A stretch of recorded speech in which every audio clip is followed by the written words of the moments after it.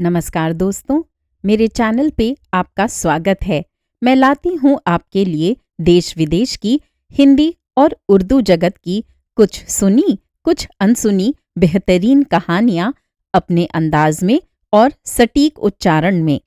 मेरा एक छोटा सा लक्ष्य है 1000 सब्सक्राइबर्स का, तो कृपया मेरे प्रयास में मेरी सहायता करें और मेरे चैनल को सब्सक्राइब ज़रूर करें।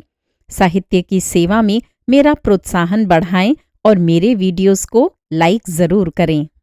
आइए सुनते हैं हास्य कहानी नए वकील।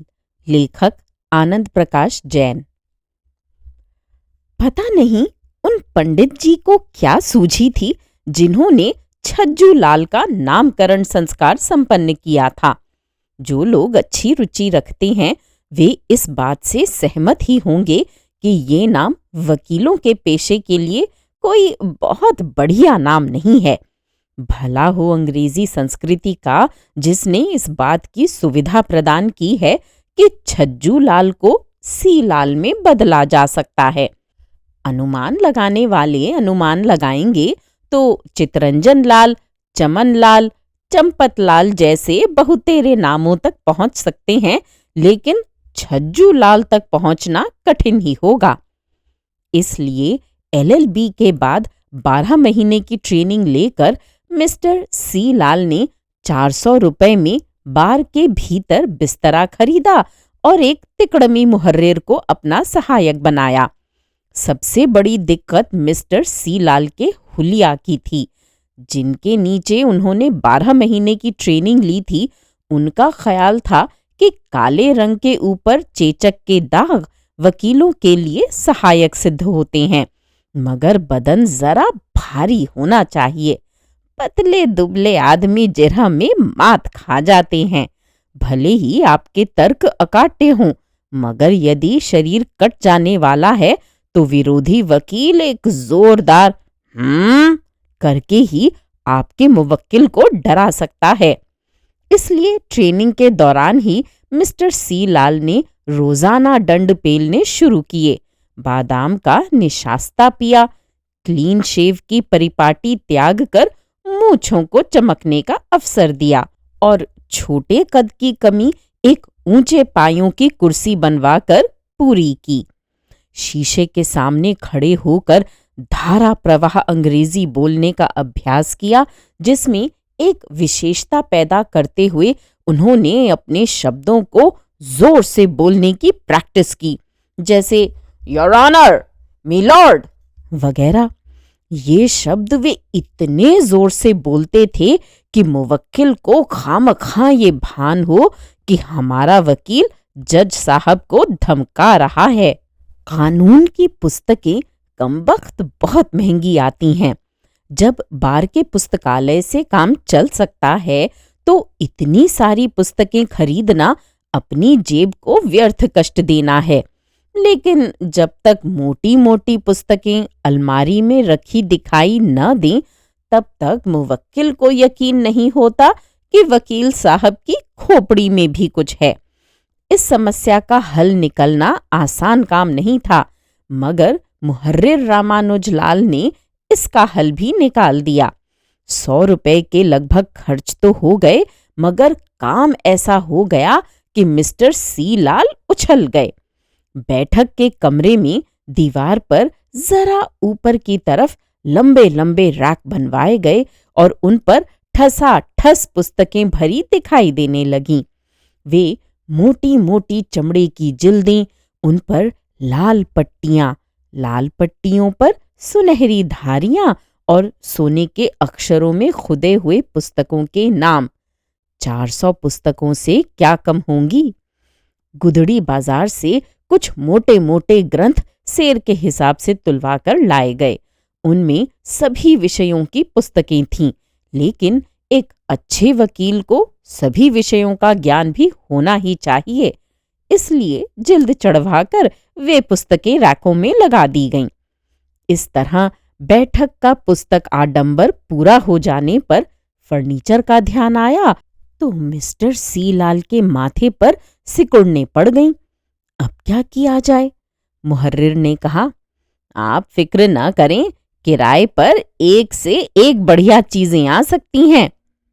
उस दिन मिस्टर सी लाल उनके साथ गए और एक फर्नीचर की दुकान से 2 बड़े बड़े सोफा सेट, 4-5 कुर्सियां और 2 मेजें ले आए।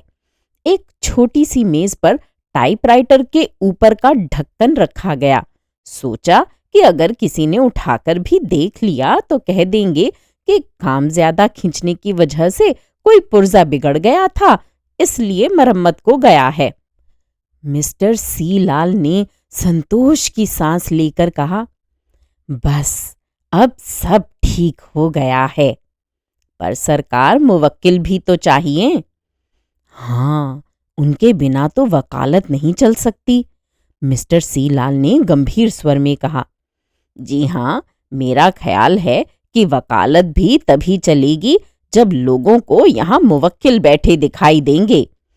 मिस्टर सी लाल को रामानुजलाल की बुद्धि पर पूरा विश्वास था, इसलिए अगले दिन सुबह ही सुबह जब उन्होंने उसकी आवाज सुनी और खिड़की से झांक कर देखा तो बाछें खिल गईं। 1-2 नहीं, पूरे 10 मुवक्किल मुंशी जी कहीं से खींच लाए थे। सबके सब देहाती, कोई बीड़ी पी रहा है, कोई खखार रहा है, कोई हो करके हंस रहा है। वाह वाह, इसे कहते हैं सितारा। जब चमकने लगता है तो पौ 12 कर देता है।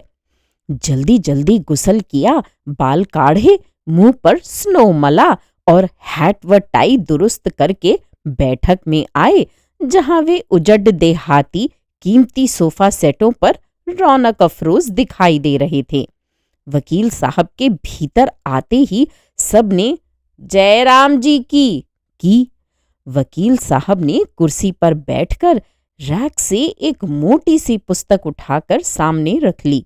जेब से 555 का टिन निकालकर मेज पर रखा, उसे खोला, एक सिगरेट निकालकर मुंह में दबाई और लाइटर से जलाई। फिर खिताब तैमूर लंग का हमला पढ़ने में वह तल्लीन हो गए। कुछ देर में मुंशी जी बाहर से आए। उन्होंने उन लोगों से कुछ बातें की। तब तक वकील साहब बोले, अरे भाई मुंशी जी, क्या ये लोग कल नहीं आ सकते? आज तो वह फौजदारी का केस निपटाना है ना। मुंशी जी ने उनकी ओर तिरछी निगाहों से ताका, मन ही मन मुस्कुराए, फिर बोले, अजी ये तो सब अपने ही आदमी हैं, मुवक्किल बनकर आए हैं, असली नहीं हैं। वकील साहब ने खिताब बंद कर दी और चकरा कर पूछा, मुवक्किल नहीं है, बनकर आए हैं? इसका क्या मतलब? मतलब ये है सरकार कि ये सब तो आपके नौकर हैं। 1 रुपया रोज हर एक को देना पड़ेगा बस। सुबह 7 बजे आया करेंगे, 10 बजे चले जाया करेंगे, शाम को 6 बजे आया करेंगे और 9 बजे चले जाया करेंगे। ये हमारे स्थायी मुवक्किल हैं। जब कोई असली मुवक्किल आएगा तो इनके चिपकर यहीं का यहीं रह जाएगा। मन ही मन वकील साहब ने बड़ा पेंचताव खाया। हे भगवान, कब तू इतना मेहरबान होगा कि अपने अनुचरों को मुवक्किलों के रूप में भेजेगा? ये फर्नीचर का किराया चढ़ा जा रहा है, किताबों पर धूल चढ़ी जा रही है, जरा इसका तो ध्यान कर। मुंशी जी बोले, क्या बताऊं सरकार, इस कांग्रेसी सरकार ने गांव में पंचायत बनाकर सब गुड़ गोबर कर दिया है। नहीं तो मुवक्किलों की फौज फिरा करती थी अदालत में। अजी ऐसे ऐसे मुवक्किल थे कि वकील साहब के सामने ही एक दूसरे का सिर फोड़ दे और हाथ के हाथ मुकदमा दर्ज करा दें। अब तो वह हवा ही नहीं रही। मगर जब तक रामानुजलाल है, आपको मुवक्किलों की कमी नहीं पड़ेगी। लेकिन रुपयों की कमी तो पड़ेगी, वकील साहब ने आशंका से कहा। इस पर एक देहाती बोला, जेता गुड़ डालिए एता मीठा होए। कोई भी व्यापार करो, पूंजी तो लगा वही परत। इस प्रकार वकील साहब की पूंजी महीने भर तक लगती रही। तब कहीं एक दिन उन्हें देवता के दर्शन हुए। मुंशी जी ने इशारा किया और वकील साहब फिर तैमूर लंग का हमला पढ़ने लगे। स्थायी मुवक्किल लोग जमकर बैठ गए और एक काल्पनिक फौजदारी के ऊपर जोर जोर से आपस में बहस करने लगे। इतने में मुंशी के पीछे एक मोटे ताजे चौधरी ने प्रवेश किया और उसने इधर उधर निगाह घुमाकर कमरे की साज सज्जा को देखा, फिर उन मुवक्किलों को देखा और फिर वकील साहब को। वकील साहब ने किताब को सिर गड़ाए गड़ाए कहा, क्यों मुंशी जी, क्या ये कल नहीं आ सकते? आज तो वह फौजदारी का मामला। मुंशी जी ने कहा, सरकार गरीब आदमी है, इसका काम तो कर ही दीजिए। कई दिन से चक्कर खा रहा है, कोई वकील नहीं मिला जो इसकी व्यथा को समझ ले। और रही हुजूर उस फौजदारी के मामले की, सो जज साहब ने कह ही दिया है कि एक एक को सजा करेंगे। आपके कहने को कौन टाल सकता है सरकार? खैर, वकील साहब ने कहा, फिर स्थायी मुवक्किलों की ओर देखकर बोले, अच्छा भाई रामबली, तुम्हारा केस मैं अभी समझूंगा, जरा इस अर्जेंट केस को समझ लूं। मुवक्किलों ने संतोष से गर्दन हिलाई और मुंह पर पल्ला रखकर हंसने लगे। मुंशी जी ने उनकी ओर घूर कर देखा और सब गंभीर बन गए। नवागंतुक चौधरी वकील साहब के सामने बैठ गए। वकील साहब ने कहा, कहिए क्या मामला है आपका? गर्दन तैमूर लंग के हमले पर ही झुकी रही। चौधरी ने कहा, अजी हुजूर वकील साहब, सालों ने मेरी गाय को मारा। अच्छा? वकील साहब आश्चर्य और दुख भरे स्वर में बोले, गाय को मार डाला? कितने साले हैं आपके? मुंशी जी ने बीच में हस्तक्षेप किया, सरकार ये मुल्जिमों के लिए हमारे मुवक्किल ने गाली इस्तेमाल की है। गाय को मार नहीं डाला है बल्कि पीटा है। पीटा है? वकील साहब ने और भी दुख प्रकट करते हुए पूछा, गरीब गाय को पीट डाला? आपकी ही थी? अजी यूं समझो कि मेरे भाई की थी। चौधरी ने कहा, ओह, तो गाय आपके भाई की थी जिसे कुछ लोगों ने पीट दिया है। इस तरह के जुर्म करके वे लोग साफ निकल गए? अजी निकलेंगे तो तब जब मैं निकलने दूंगा, पर हुजूर वकील साहब, बस किसी तरह जज साहब से कहकर ऐसी सजा करा दो कि साले फिर सब गायों को अपनी मां बहन समझें। वकील साहब ने एक लंबी सांस छोड़ी और कनखियों से अपने मुंशी जी की ओर देखा, जो आंखों ही आंखों में कुछ समझाने का प्रयत्न करते प्रतीत हो रहे थे। वकील साहब आशय समझ गए और इस वकालत जीवन के सबसे पहले ग्राहक की दिलजमई करते हुए बोले, आप बिल्कुल बेफिक्र रहें, सजा तो कानून को करनी पड़ेगी। गाय को तो वैसे ही माता का स्थान दिया जाता है हमारे हिंदू समाज में, उस पर ये अपराध कि उसको मारा जाए।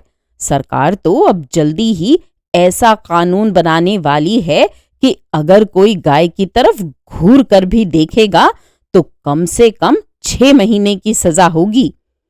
खैर, आप सुनाइए, घटना किस तरह घटी? घटना? चौधरी ने बात न समझकर मुंशी जी की तरफ देखा। मुंशी जी ने समझाया कि वकील साहब का मतलब वाक़े से है। मुंशी जी की तरफ मुस्कुराकर चौधरी बोला, वाक़ा तो सीधा सा है हुजूर वकील साहब। उन्होंने लाठी मारी और हमारी गाय को चोट लगी। वह रंभाई और भागी भागी हमारे घर में घुस गई। बस मैंने किवाड़ बंद कर लिए, इतना सा वाक़ा है। उन्होंने लाठी क्यों मारी? वकील साहब ने पूछा। अजय उन सालों की कूंड में मुंह दे दिया था हमारी गाय ने। अब पशु तो पशु है, वह तो जहां सानी देखेगा वहीं मुंह मारेगा। किसी को ये हक थोड़े ही है कि उठाए लाठी और मार दे। वकील साहब का दिल धक धक करता जा रहा था। उन्होंने एक कटती नजर अपने मुंशी जी को देखा। मुंशी जी ने सहायता करते हुए कहा, हाँ, इससे तो बड़ा जुर्म नहीं है कि किसी की मिल्कियत को नुकसान पहुंचाया जाए। फिर जानवरों को बेजा तौर से मारना पीटना खुद एक जुर्म है। वकील साहब ने कहा, इस बात का सबूत क्या हो सकता है कि उन्होंने लाठी मारी? चौधरी आश्चर्य से उनका मुंह देखता हुआ बोला, अगर सबूत होता तो हम अपने उन वकील बड़े साहब को ना करते जिन्होंने हमारा फौजदारी का मुकदमा लड़ा था। वकील तो वह जो बिना सबूत के मुकदमा जिता दे। फिर हमारे पास तो सबूत भी कम नहीं, गाय की पीठ पर लाठी का निशान मौजूद है। वकील साहब की सिट्टी पिट्टी गुम हो रही थी। उन्होंने पूछा, इस बात का भी सबूत होना चाहिए कि वह लाठी उन सालों में से किसी ने मारी है। लाठी के निशान पर नाम थोड़े ही लिखा हुआ है। खैर, इस वाकये का कोई गवाह मिल सकता है? गवाह? गवाह तो बस यूं समझो कि भगवान है, चौधरी बोला। ओह, वकील साहब ने माथा पकड़ा। भगवान की गवाही इंसान की अदालतों में काम नहीं देती चौधरी। केस बहुत होपलेस है। क्या कहा? चौधरी ने होपलेस का मतलब न समझकर कहा। मुंशी जी फिर संभले। उन्होंने फिर आश्वासन दिया, वकील साहब का मतलब है कि केस में जान बहुत है और आप 16.25 आने जीतेंगे। बस बयाना दाखिल कर दीजिए और जिस दिन तारीख लगेगी उस दिन 100 रुपए सरकार की फीस जमा कर दीजिए और समझ लीजिए कि मुजरिम जेल के सीखचों के भीतर होंगे। चौधरी ने तुरंत 5 का नोट निकालकर वकील साहब के सामने रख दिया और उठ खड़ा हुआ। मुंशी जी ने अलग ले जाकर वकालतनामे पर दस्तखत कराए और अगले दिन अभियोग पत्र पर दस्तखत करने के लिए आने को कह दिया। जब चौधरी साहब चले गए तो मुंशी जी बड़बड़ाते हुए आए और बोले, सरकार, ये क्या गजब कर रहे थे? बोहनी का मुवक्किल कहीं इस तरह काटा जाता है? ये भी कोई मुकदमा है? मिस्टर सीलाल झल्ला कर बोले। गाय ने किसी की कूंड में मुंह दे दिया और उन्होंने एक लाठी मार दी। कौन मूर्ख मजिस्ट्रेट होगा जो इस पर सजा कर देगा? अब मुंशी जी वकील साहब को समझाने बैठे। किसी के जानवर को कत्ल करने की कोशिश भी तो जुर्म है या नहीं है? तो फिर मामला साफ है। मुजरिमों ने हमारे मुवक्किल की गाय को कत्ल करने की कोशिश की, लाठी मार मार कर उसका दम निकालने का इरादा किया। वह तो गाय की खुशकिस्मती समझिए कि वह भागकर अपने मालिक के घर में घुस गई और मालिक ने दरवाजा बंद कर लिया। नहीं तो इसी में क्या ताज्जुब था कि वे लोग लगे हाथों मालिक को भी कत्ल कर देते।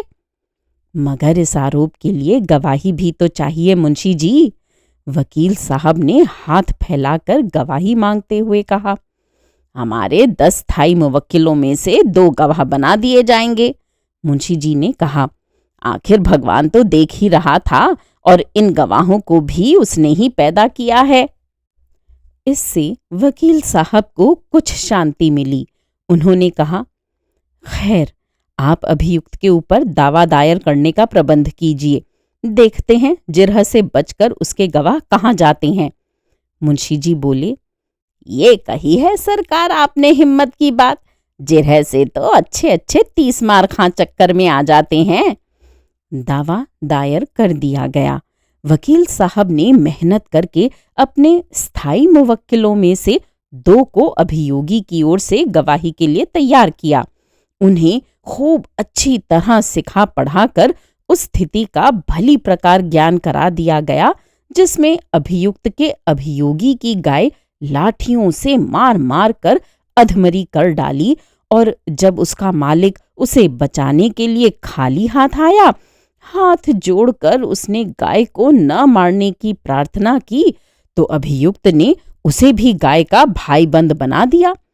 गाय 1 महीने तक जानवरों के जिन हकीम साहब के इलाज में मातहत रही वह भी तैयार किए गए और अभियोगी इस बात पर भी तैयार हो गया कि जिस दिन मुकदमे की पेशी होगी उस दिन गाय पर 4-5 लाठियों के निशान भी वह दिखा ही देगा। वकील साहब को बड़ा उत्साह था। ये मुकदमा उनकी वकालत में चलने वाला सबसे पहला मुकदमा था और इसके ऊपर वकालत के उनके भावी जीवन का सारा दारोमदार था। हर रोज हकीम साहब और गवाहों की परेड कराई जाती और जब वकील साहब को ये इत्मीनान हो गया कि रिहर्सल में कोई कमी नहीं रही तो उन्हें तसल्ली हुई। अभियोगी को भी बनाए हुए मामले की जानकारी भली प्रकार करा दी गई। राम राम करके तारीख आई। चौधरी अपनी गाय को लिए हुए आ पहुंचा। वकील साहब ने देखा कि उसकी पीठ पर लाठियों के निशान बाकायदा मौजूद थे। सब लोग अदालत पहुंचे। गाय को पहले तो अदालत के बाहर एक ऊंचे से पेड़ के तने से बांध दिया गया। फिर दफा 202 के मातहत अदालत ने गाय की चोटों का मुआयना किया।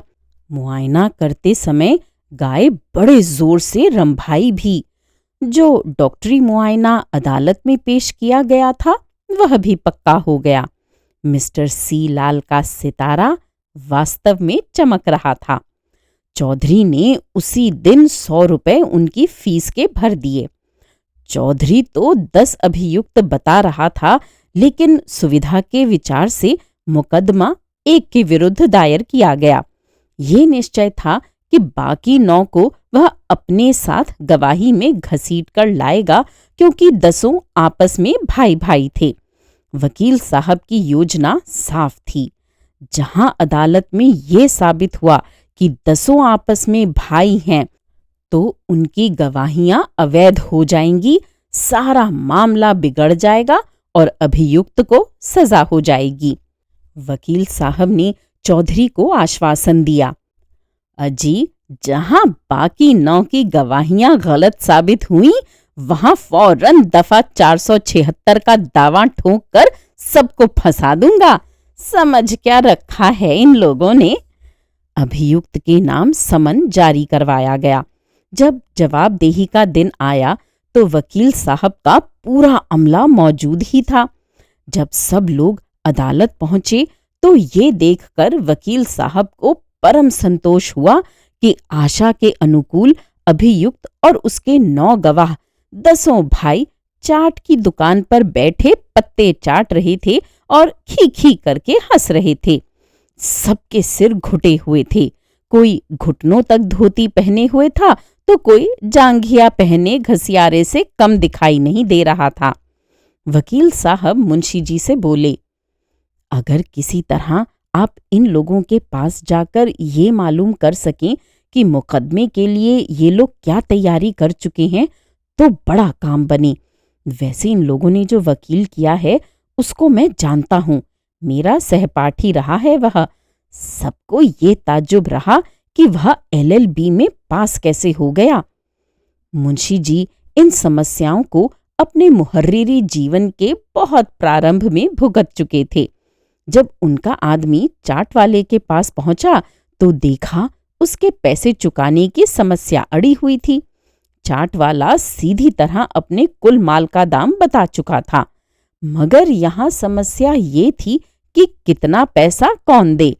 एक कह रहा था, देख भाई कल्लू, यूं समझ ले, जब मैंने पकौड़ी का पत्ता लिया तो तैने उसमें से एक पकौड़ी उठाकर खाई थी कि नहीं? कह, खाई थी? अच्छा, कल्लू बोला, जब मैंने पानी के बतासे खाए थे तो तैने एक बतासा बीच में ही अपने पत्ते पर ले लिया था या नहीं? बोल, लिया था? चल मान लिया कि लिया था, पर जरा समझने की बात है। बतासे आए पैसे के 6 और पकौड़ी आई पैसे की 4। क्या इसमें कुछ फर्क ही नहीं है? क्या फर्क है बता? कल्लू पूछ रहा था। मल्लू फर्क बताने में असमर्थ था। अन्य लोगों के बीच भी इसी तरह की लगती बुझती समस्याएं थीं और बेचारा चाट वाला अपने पैसे भूलकर इन लोगों की ओर आश्चर्य से घूर रहा था। जब इसी विवाद को तय होते होते आधा घंटा बीत गया और चाट वाले के पैसे अब भी दूर ही नजर आते रहे तो मुंशी जी के आदमी ने बीच में पड़कर मामले को निपटाने की चेष्टा की। उसने कहा, तुम सबने मिलकर आखिर कितने की चाट खाई है? इस बार उनमें से तीसरा बोला, अजी इस चाट वाले की चाट क्या खाई, एक मुसीबत जान को लग गई। और कोई चीज होती तो वापस भी कर देते, अब चाट किस तरह वापस करें। अपनी तो अक्ल में आता नहीं कि इसने किस तरह 3 रुपए 5.5 आने बैठा दिए। जब किसी तरह ये निश्चित नहीं हो सका कि किसने कितनी चाट का उपभोग किया था, तो 10 भाइयों ने ये निश्चय किया कि चाट वाले को कुछ न दिया जाए। इस पर एक अच्छा खासा हंगामा मचा। लोग इकट्ठे हो गए। बहुत देर की धुक्का फजीहती के बाद उन्होंने उस समय पैसे देना स्वीकार किया जब एक सिपाही ने हस्तक्षेप करके बेचारे चाट वाले की चिंता दूर की।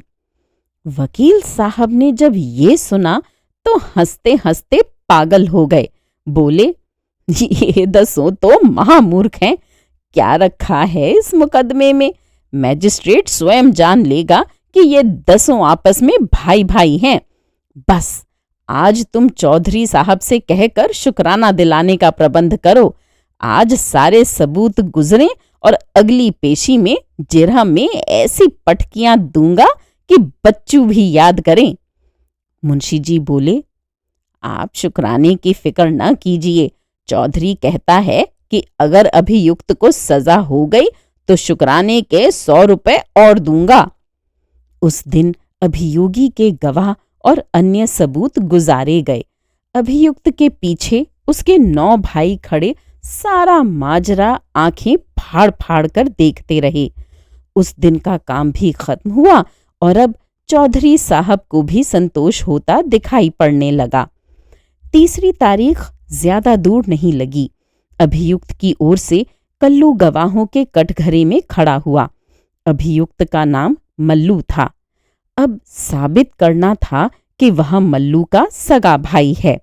वकील साहब ने पूछा, हाँ भाई कल्लू, देखो घबराना नहीं।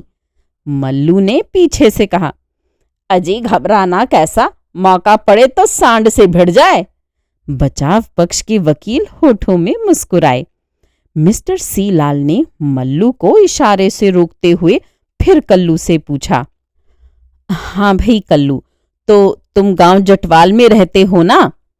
कल्लू ने कहा, अच्छा रहवे तो फिर कोई जुल्म हो गया। मिस्टर सी लाल ने उसकी मूर्खता का आनंद लेते हुए कहा, नहीं, किसी जगह रहना कोई जुर्म नहीं है। तुम बेफिक्र होकर बताओ कि तुम गांव जटवाल में ही रहते हो ना? देखो जी वकील साहब, कल्लू बोला, म्हारा परदादा इसी गांव में रहा, फिर दादा रहा, फिर बापू रहा, और तुम म्हारे से यूं पूछो कि हम रहवे कि ना रहवे। ओह! मिस्टर सी लाल की भौहों पर बल पड़ गए। उन्होंने मैजिस्ट्रेट महोदय को लक्ष्य करके कहा, हुजूर देखिए, गवाह बात का सीधा जवाब नहीं देता। मैजिस्ट्रेट साहब को भी हंसी आ रही थी। बोले, ए कल्लू, वकील साहब की बात का सीधा जवाब दो। सीधा जवाब ही तो दूं हूं, कल्लू ने कहा। पूछ लो किसी से ही, जब मैंने आज तक किसी को टेढ़ा जवाब तो जवाब टेढ़ी नजर भी देखा हो। मिस्टर सी लाल ने गंभीर मुद्रा में और कठोर स्वर में पूछा, अच्छा तो भाई कल्लू, ये जो मल्लू है ना, यही जो तुम्हारे पीछे खड़ा है, ये तुम्हारा सगा भाई हुआ ना? कल्लू बोला, अजी वकील साहब, तुम यूं समझो, म्हारा बाप था ना, उसने 2 ब्याह करे थे। एक से थे हम और दूसरी जो थी उससे था यूं कल्लू। मिस्टर सी लाल कल्लू को ढंग पर आते हुए देखकर खुश हुए। उसने हालांकि जवाब अब भी लौटता फिरता दिया था, मगर आखिर कोई बात कांटे की आई तो। उन्होंने बात को पुष्ट कराने के लिए कहा, खैर तो इसका मतलब ये समझा जाए कि मल्लू तुम्हारा भाई है। यूं किस तरह समझ लोगे जी तुम? कल्लू बोला, अगर यूं मारे बाप का बेटा होता और हमारी दूसरी माँ का होता, तभी तुम्हारा भाई होता। वकील साहब इस उजड्ड की बात सुनकर हंसना तक भूल गए। बोले, क्यों?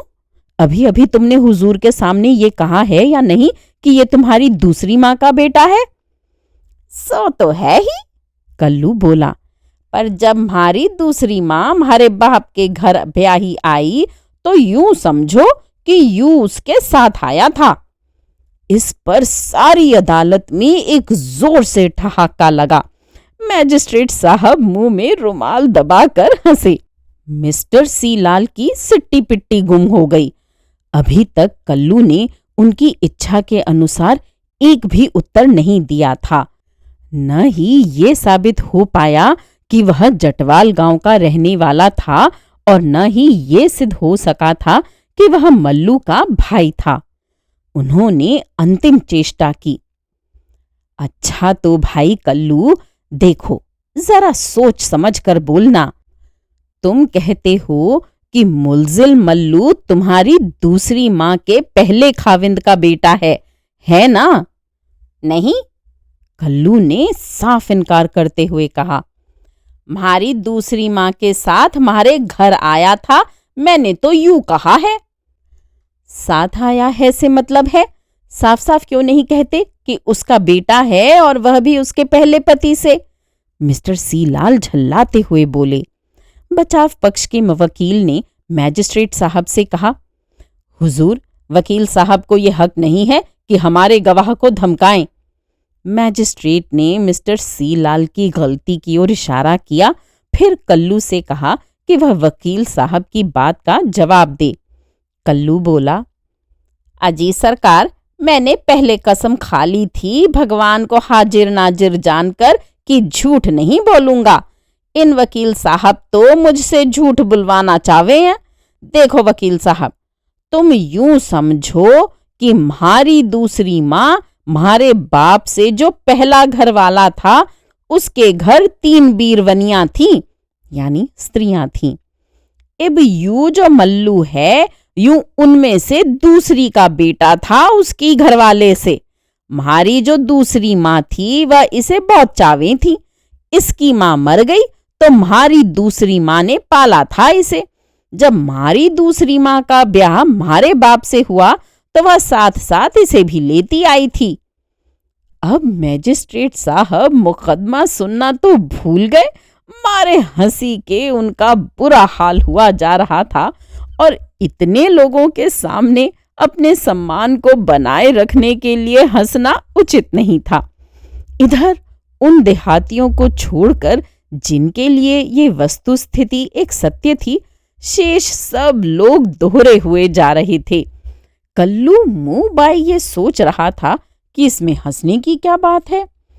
कुछ देर बाद जब हंसी दबी तो मिस्टर सी लाल ने यही उपयुक्त समझा कि अपनी सफलता के 9 नंबरों में से 1 घटा दें और उन्होंने अदालत से प्रार्थना की कि वह अब दूसरे गवाह से जिरह करेंगे, इसको छोड़ते हैं। दूसरे गवाह का नाम था घसीटा।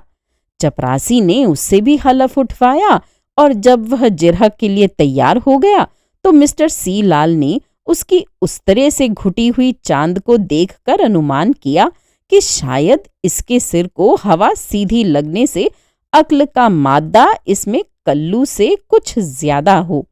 उन्होंने अपने स्वर को अत्यंत दीन बनाकर कहा, भाई घसीटा, तुम गांव जटवाल के रहने वाले हो?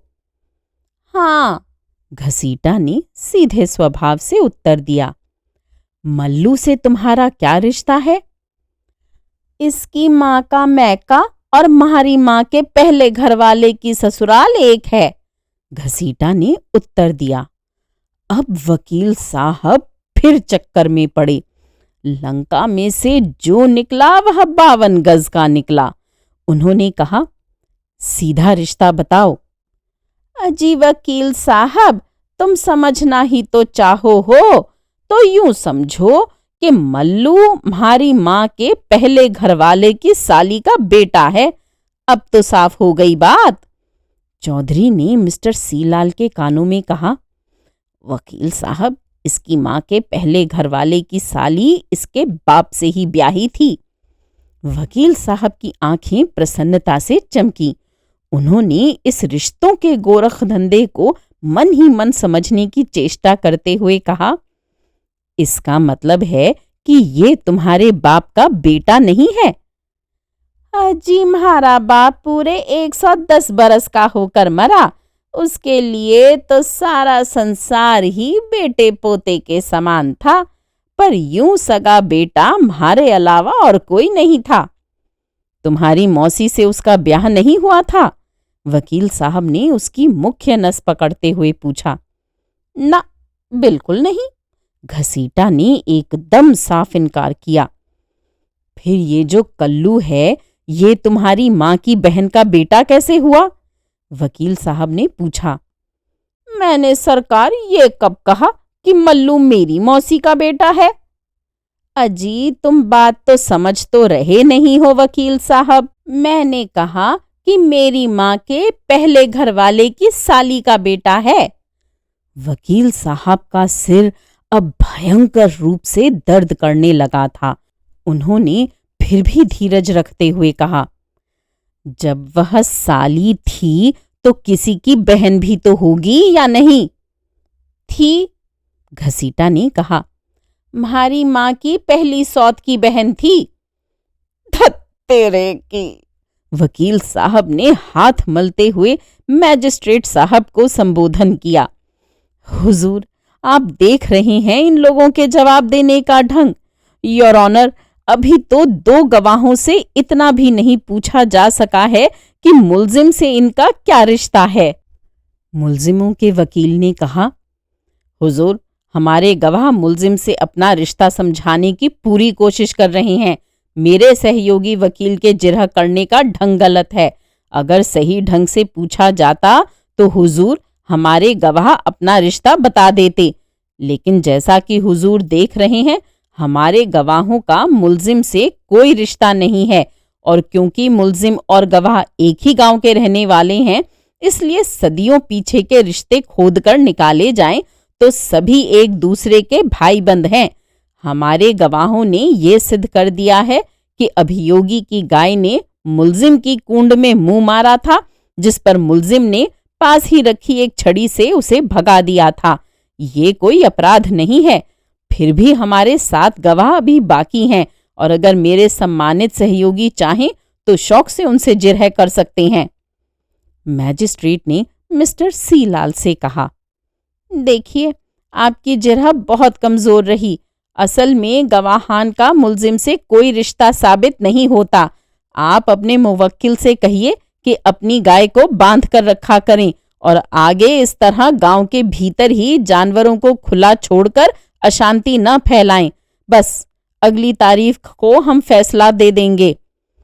मिस्टर सी लाल अपना सिर पीटते हुए बाहर निकल आए।